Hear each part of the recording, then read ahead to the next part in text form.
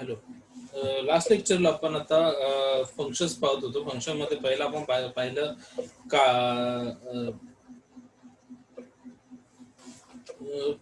Round, then त्याच्यानंतर round up, त्याच्यानंतर round down, त्याच्यानंतर आपण पाहिलं सिलिंग, देन पाहिलं फ्लोअर आणि त्याच्यानंतर रॅन्डम बिटवीन, आणि नंतर टेक्स्ट फंक्शन पाहिलं. टेक्स्ट फंक्शन मधला पहिला आपण पाहिलं काय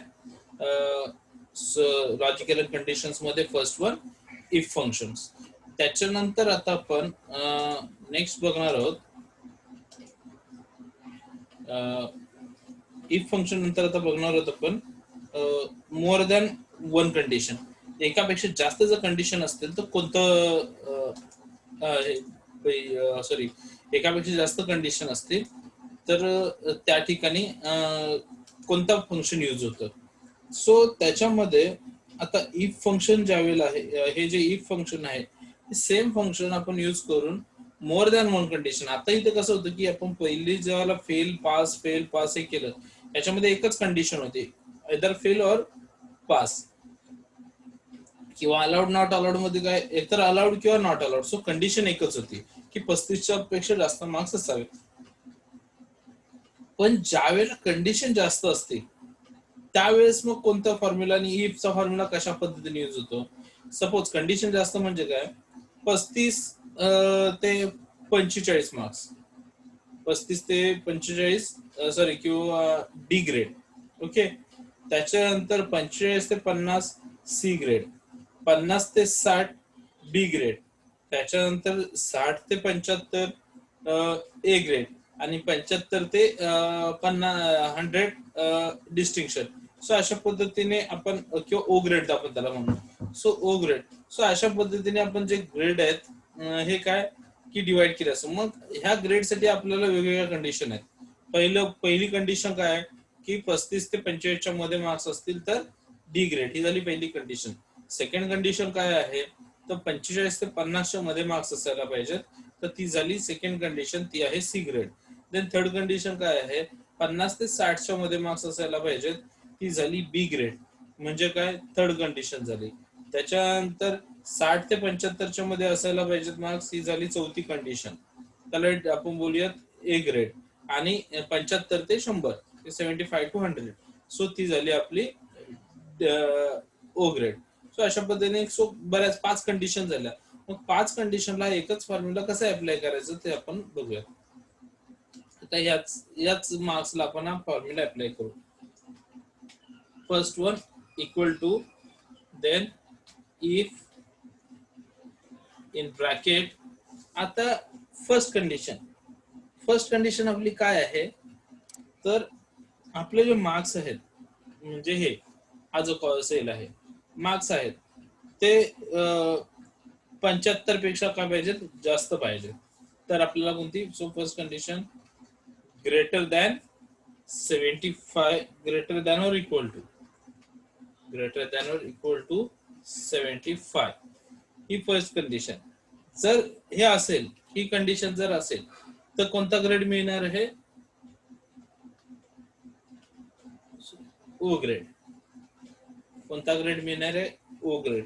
देन सेकंड कंडिशन पुन्हा इफ इन ब्रॅकेट. ओके. आता काय म्हटलंय की आपले जे मार्क्स आहेत ते कितीपेक्षा मोठे पाहिजेत, it's greater than or equal to 60. So 60 पेक्षा जर जास्त असतील तर कोणता ग्रेड येणार मग comma in double inverted comma A. Okay. त्याच्यानंतर थर्ड कंडिशन काय आपली इफ, थर्ड कंडिशन काय इफ हे जे मार्क्स आहेत, ओके, हे जे मार्क्स आहेत ते कितीपेक्षा ग्रेटर पाहिजेत 50%, इज इक्वल टू 50. ओके. किंवा 50 पेक्षा 45 घेऊयात आपण. 45चं पासिंग ठेवूया.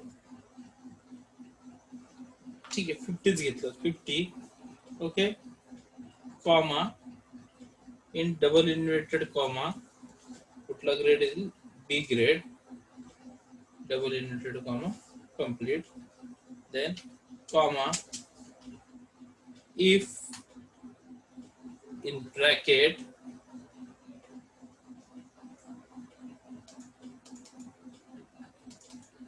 I4 is greater than or equal to, greater than or equal to काय होतं?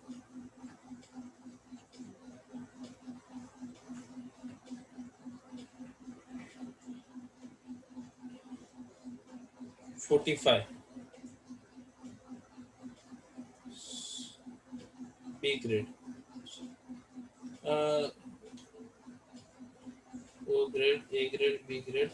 So आपण डायरेक्टली 35 घेऊयात. 35 comma double inverted comma C grade comma आणि लास्ट वन आपण म्हणूयात if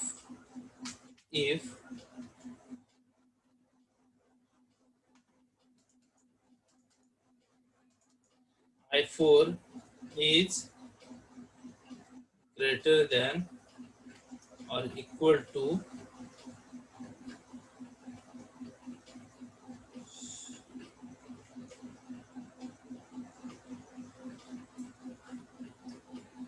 so otherwise, आणि जर 35 पेक्षा तर त्याला इफ वापरायची गरज नाहीये. डायरेक्टली तुम्ही काय म्हणू शकता इथे डबल इन्व्हर्टेड कॉमा देऊन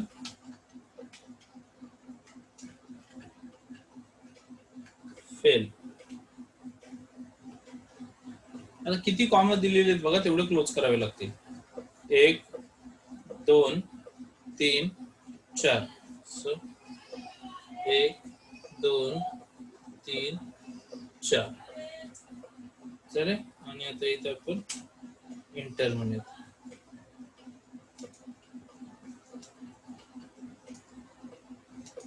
ते दिसलं तुम्हाला. आता इथे आपले जे दिलेले ग्रेड होते ते लागू झाले. सो ज्याला 35 पेक्षा कमी मार्क्स होते त्याला सी ग्रेड मिळाला. त्याच्यानंतर इथे 45 सॉरी, ज्याला 35 होते सी ग्रेड मिळाला, 45 सी ग्रेड मिळाला.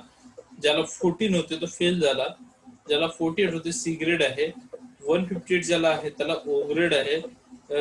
ज्याला 25 तो फेल आहे. 14 फेल आहे. 52 बी ग्रेड आहे. त्याच्यानंतर 75 ओ ग्रेड आहे. 45 सी ग्रेड आहे. 65 ए ग्रेड आहे. 95 ओ ग्रेड आहे. सो दिसतं तुम्हाला हे अशा पद्धतीने, म्हणजे इफचा फॉर्म्युला ज्याला मोर दॅन वन कंडिशन असते त्यावेळेस अशा पद्धतीने तो यूज करायचा. देन त्याच्यानंतर येतं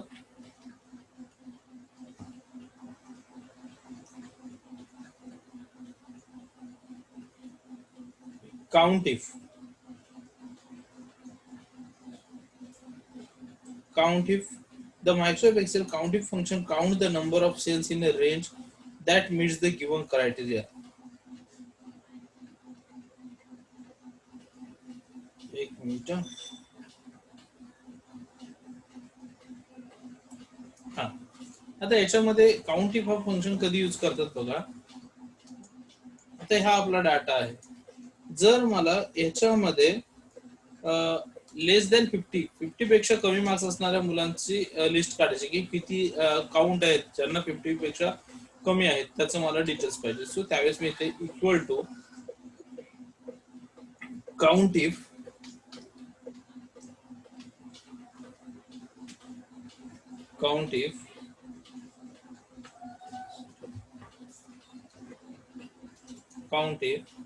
देन काउंट इफ झाल्यानंतर मला कोणत्या रेंज मध्ये काउंट करायचं. ह्या रेंज मध्ये हे जे मी दिलेलं आहे या रेंज मधले 50 पेक्षा कमी असणारे किती आउटपुट्स आहेत ते मला काउंट करायचे आहेत. तर त्या पद्धतीने मी केलं. देन कॉमा मला काय पाहिजे तर less than sorry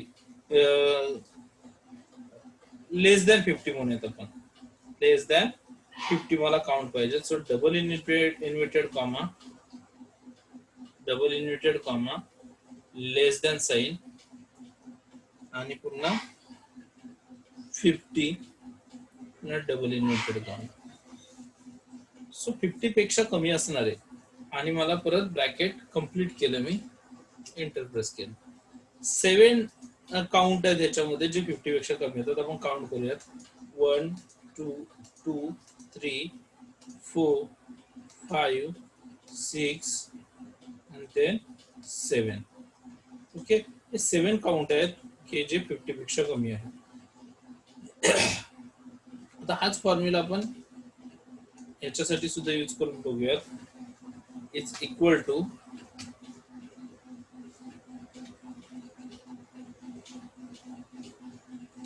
count if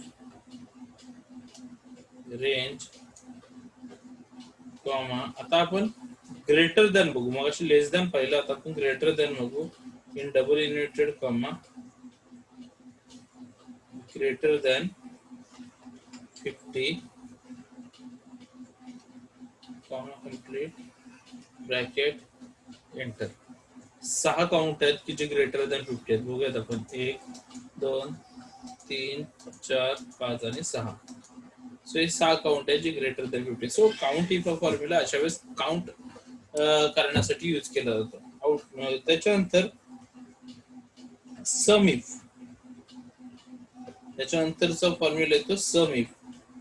The Microsoft Excel sum if function adds all number in range of cells based on single multiple criteria. The syntax, the sum range criteria 1, criteria 2, criteria 2.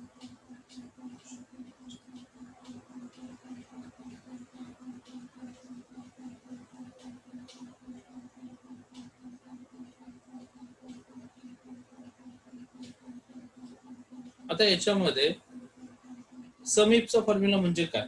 समचा formula तर तुम्हाला माहिती आहे. समचा formula म्हणजे तो F दाखवतो is equal to sum in bracket.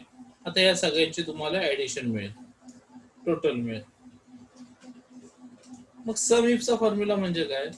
तर जसं आपण इथे काउंट केलं की 75 पेक्षा किंवा 50 पेक्षा ग्रेटर दॅन किंवा लेस 50 पेक्षा लेस दॅन किंवा ग्रेटर दॅन व्हॅल्यू किती आहेत, त्या पद्धतीने आपण इथे करूयात की 75च्या पेक्षा कमी असणार, 75 पेक्षा किंवा 50 पेक्षा कमी असणाऱ्या ज्या कोणत्या व्हॅल्यू आहेत त्याची टोटल किती होते.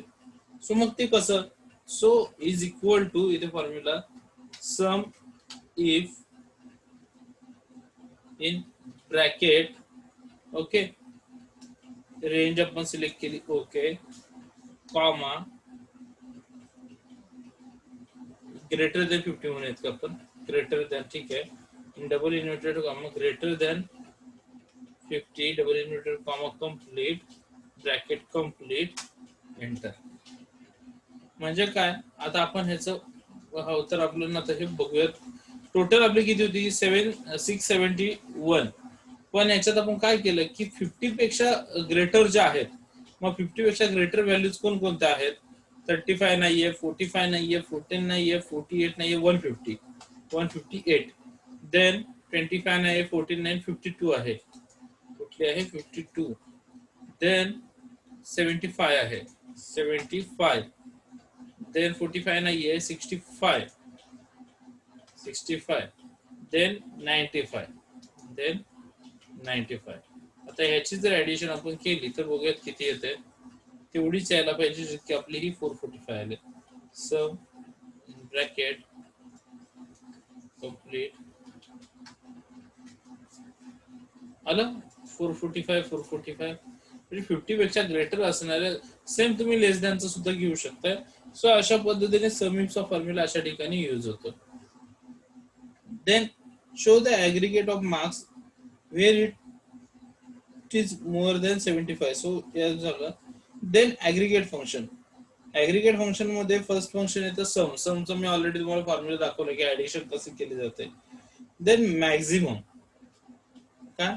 मॅक्झिमम. आता ह्या ज्या व्हॅल्यू आहेत त्यातली मॅक्झिमम व्हॅल्यू कोणती म्हणजे सगळ्यात मोठी कोणती, जर तुम्हाला नंबर फाइंड आउट करायचे फर्स्ट नंबर कोण सेकंड नंबर कोण, त्याच्यातले मॅक्झिमम व्हॅल्यू कोण. सो त्यासाठी मला is equal to max in bracket range select केली, मला कोणत्या रेंज मधले हवेत ब्रॅकेट कम्प्लीट एंटर. 158 ही याच्यातली मॅक्झिमम व्हॅल्यू आहे. लक्षात. आता या ठिकाणी मिनिममचे यूज करूयात. सो इथं फक्त मॅक्सचे इथे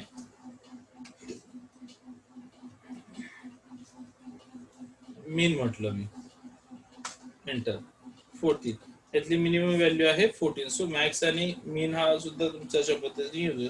सो मॅक्स देन मिनिममचा पहिला मीन then count.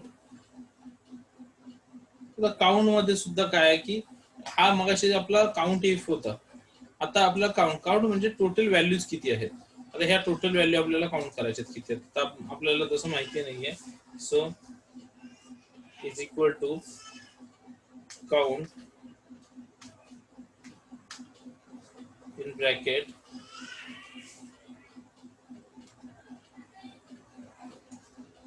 Complete enter.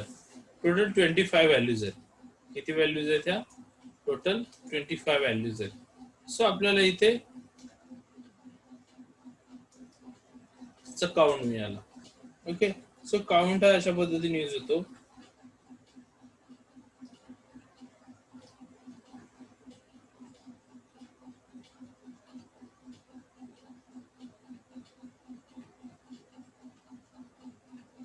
Then count ए म्हणजे काय, सपोज आता इथे मी एखादा इन्सर्ट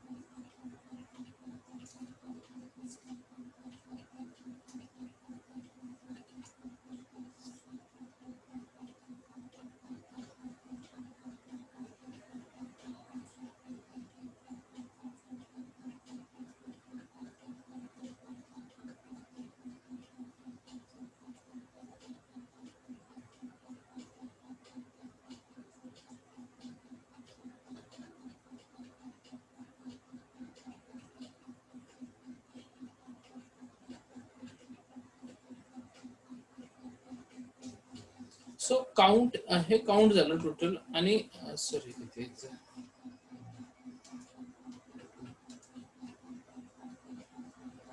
ओके.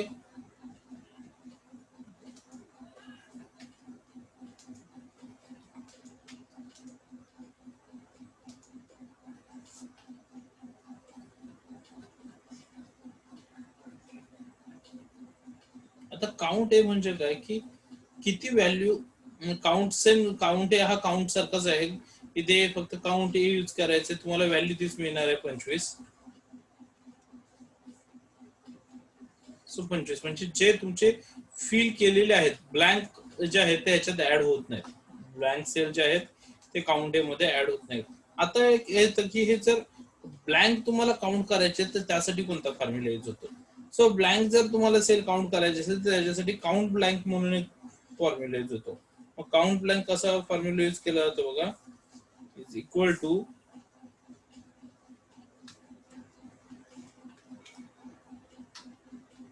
काउंट ब्लँक ते bracket okay bracket complete enter. 2 cell are blank. कोणते, फर्स्ट अँड सॉरी हा एक आहे आणि 8th and 10th 2 cells are blank. So इथे आलं ब्लँकची व्हॅल्यू 2. सो अशा पद्धतीने तुम्ही ब्लँक की सुद्धा कॅल्क्युलेट करू शकताय. त्याच्यानंतर येतं तुमचं ऍव्हरेज. आता ऍव्हरेजचा जो फॉर्म्युला आहे तर तुम्हाला मी हा दाखवतोच, पण त्याच्या व्यतिरिक्त तुम्ही स्वतः सुद्धा तयार करू शकता फॉर्म्युला. आता आपण बघूयात. Total delete delete delete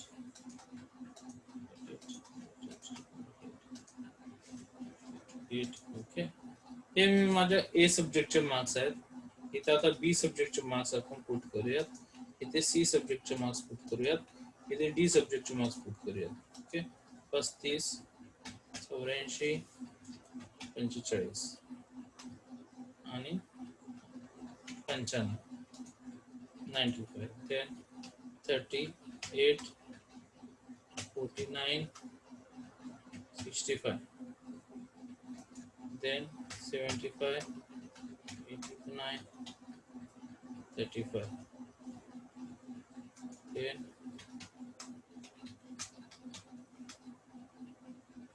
10, 10.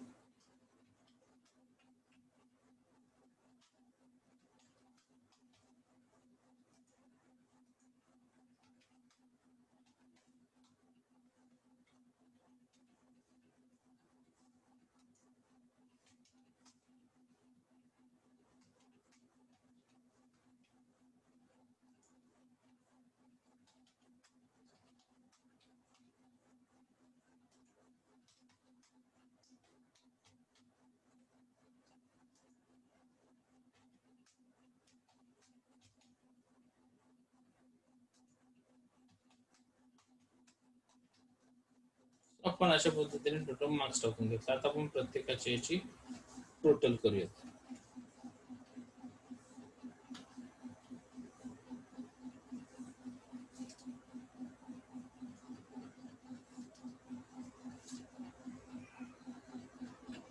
Total करून घेऊया. तिथे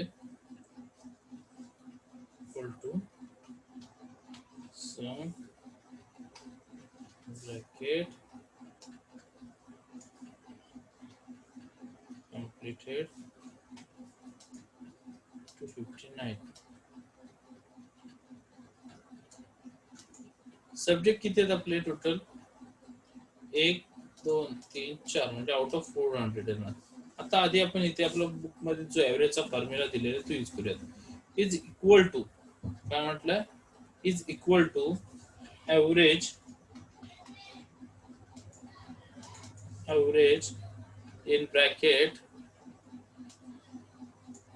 त्या सब्जेक्टचा एव्हरेज काढायचा आहे. एंटर. हे झालं 64.70.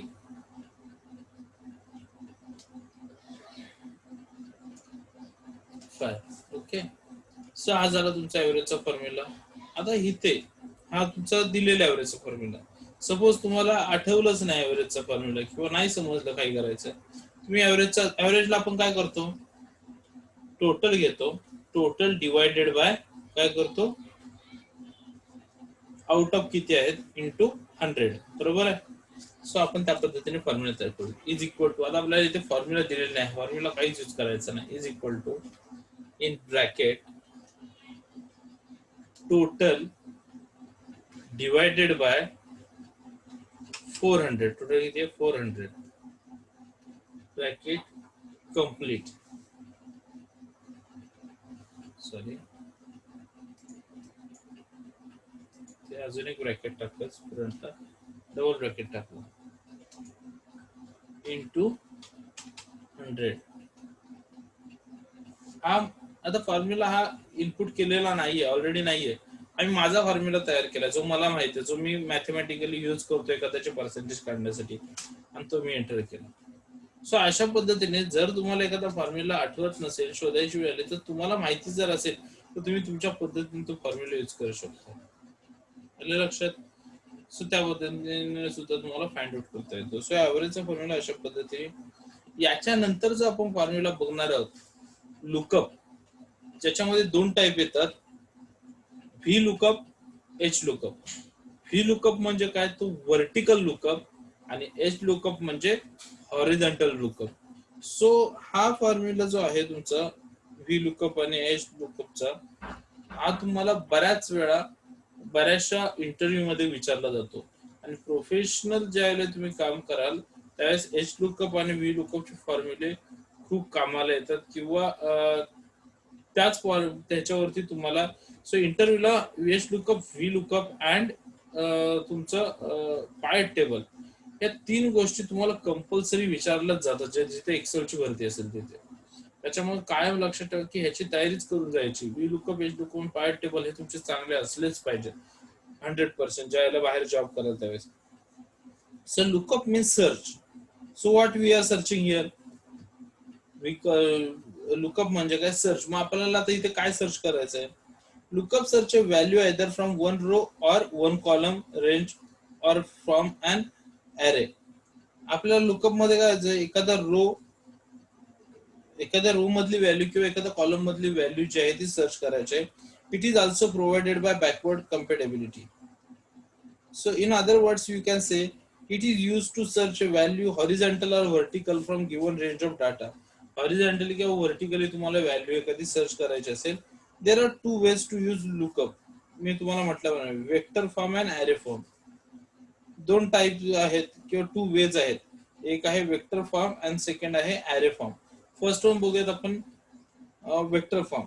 Use this form of lookup to search one row or one column for value. To search one row or one column.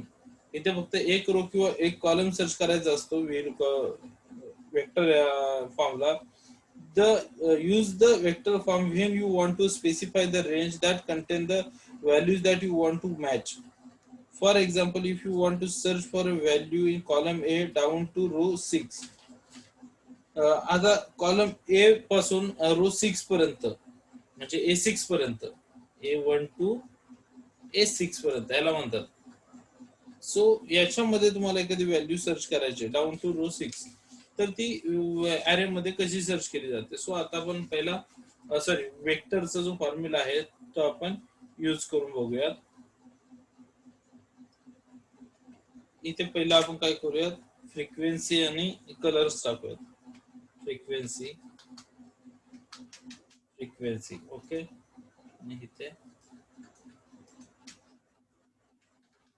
Colour.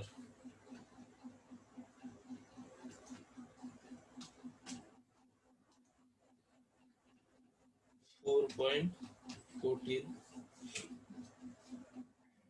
4.19,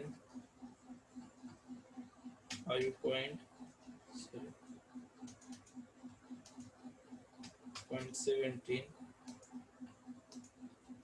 then 5.77, then 6.39. आणि कलर मध्ये red, orange, then yellow, then green and blue. Green,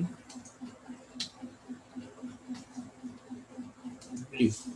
so हा data आपण घेतला put करून. आता आपण इथे लुकअपचा फॉर्म्युला यूज करूयात. लुकअप, सॉरी इथेच करूयात, equal to lookup in bracket lookup value. तुम्हाला कुठलेही बघायचं आहे तर ह्याच्यातून lookup value comma lookup vector,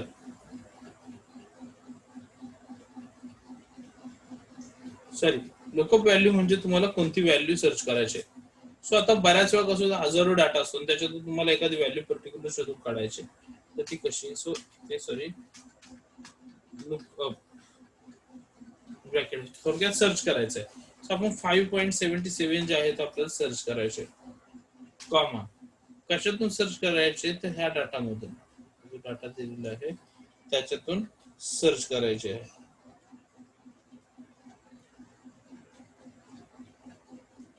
okay, comma. आणि ही सर्च करत असताना याचा रिझल्ट काय असणार आहे, म्हणजे 5.77 ह्या कसली फ्रिक्वेन्सी ग्रीनची, सो त्याचा रिझल्ट आपल्याला हवाय is equal to enter. So 5.77 हा ग्रीन साठी यूज केलेला आहे. आलं लक्षात? म्हणजे ज्या वेळेला तुम्ही असं एखाद्या पर्टिक्युलर स्टुडंटचा आयडी वगैरे देताय किंवा काय, तर एखादा सपोज मी आता आपल्या 60 मुलांचं एक बनवलेलं आहे, काय ग्रुप बनवलेला आहे, मी इथेच घेऊयात आपण. हा रोल नंबर दिला मी, प्रत्येकाला रोल नंबर दिला 2 3 4 5 6. ओके, आणि इथे मी स्टुडंट नेम टाकले. ओके, आता मला 5 रोल नंबर वाला स्टुडंट कोण आहे तो शोधून काढायचा आहे. काय करायचंय, 5 रोल नंबर वाला स्टुडंट काय, so is equal to V lookup in bracket 5 comma 5 comma then कशातून काढायचं मला, ह्याच्यातून 5 नंबर रोल नंबर ह्याच्यात आहे, कॉमा कोण आहे तो ह्या लिस्ट मध्ये भेटणार आहे मला 5 नंबर वाला.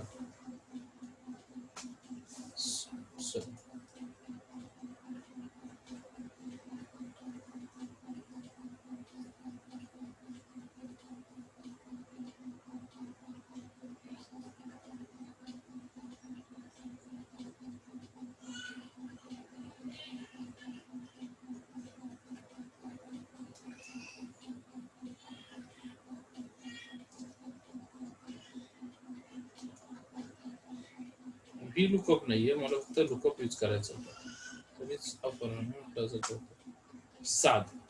सो 5 नंबर रोल नंबर कोणाचा आहे, 7चा आहे, हे मला शोधून काढता आलं. सो लुकअप जो फॉर्म्युला जो आहे तो अशा पद्धतीने यूज होतो सर्च करण्यासाठी. ओके, सो याच्या नंतरचा जो आहे लुकअप मध्ये, सो लुकअपच्या नंतर याच्यामध्ये आपल्याला व्ही लुकअप आहे किंवा वेक्टर एक्झाम्पल्स आपण पाहिले. त्याच्यानंतर आता